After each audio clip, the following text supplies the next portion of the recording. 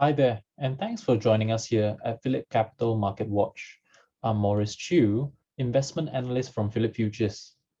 So today we'll be covering the general market outlook for Q4, focusing on near-term risks to the stock market that you may want to know. We'll also be taking a brief but timely look at value stocks to highlight a key trend happening there. To begin with, we can use movements in the S&P 500 as a general benchmark for how the stock market is doing. When we do that, we see that US stocks have risen strongly since the beginning of the year, and a large part of that has to do with the Federal Reserve's easy monetary policy to support the economic recovery. With aforementioned easy monetary policy entailing asset purchasing and low interest rates, business activity has seen a sharp recovery despite the spread of the Delta variant. Post-pandemic restructuring of the economy through fiscal stimuli has also been quite a feature of 2021, with the Biden administration's infrastructure bill in particular being of interest to investors and driving sentiment in certain sectors such as telecoms and transport infrastructure. Overall, a recovery in consumer spending and somewhat healthy recovery in the labor market has been driving corporate earnings and has only started to take a hit in recent months as somewhat too high to deny inflation numbers have increasingly brought forward the Federal Reserve's expected taper announcement.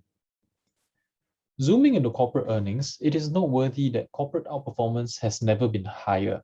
While there are no clearly defined earnings seasons, using predetermined timeframes, we can see here that 87.2% of the S&P 500 have beaten earnings expectations from the street, despite already high expectations thanks to the pandemic. A word of caution perhaps should be said here then, as the current stock market sentiment has been greatly lifted with corporate earnings outperformance, such as what we see here, the bar has now been set so high that we are entering a climate of elevated valuations, such that beating expectations in the coming quarters will not be enough. Investors are looking for extreme outperformance to justify further gains in the market. Thus, there have been many examples in the past few months of companies seeing a fall in investor sentiment despite beating earnings due to not having outperformed enough. With the stock market at sky-high valuations across the board, sentiment remains rather fragile as well. So a few near-term factors have been weighing on the stock market, such as a shortage in microchips and the ongoing debate over how persistent inflation is. So one such near-term risk remains the relative fragility of the shipping supply chains, particularly when going into the busiest period of the year in Q4, which is the Christmas holiday period. So the cost of shipping a container around the world has been rising, thanks to a few factors. To zoom into the main one, most dominant being that of the red-hot manufacturing output China and other developing economies have had on the economy, and they've been piling up empty containers in ports around USA, Europe, and Australia. While economic recovery expectations should correct this container imbalance over time, this is unlikely to be solved anytime soon. On to another risk.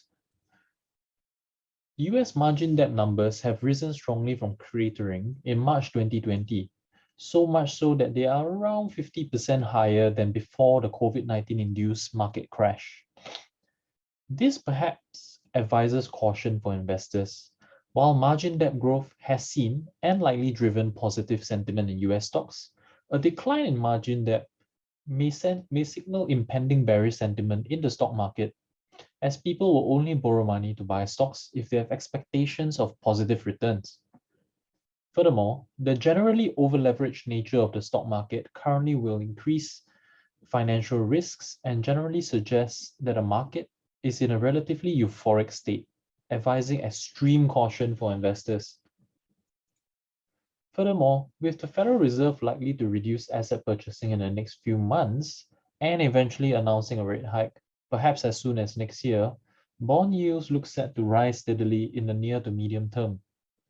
With that, the yield between stocks and bonds, as seen in the chart here, has been hovering around the zero line and is likely to swing back to the negative zone in the near term, where bonds will yield more than stock dividends. However, seeing as to how the longer-term trend of stock dividend yields versus bond yields has been showing improving returns in holding stocks over bonds across the past decades, it is likely that any rotation out of equities because of this will be short-lived.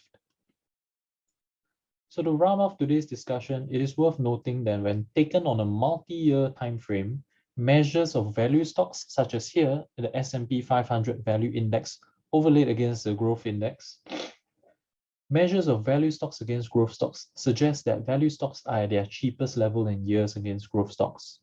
While it is unclear whether this relationship will continue to play out, perhaps that value stocks will continue to lose ground against growth stocks, the impending reduction in asset purchases and general worries over inflation eroding the returns of growth stocks will certainly drive many to take a second look at value in the near term to some degree. That's all for this week's Market Watch. Do remember to like and follow us on social media and subscribe to us on YouTube. Also, feel free to tell us what you think in the comments below. Thanks for joining us and see you soon.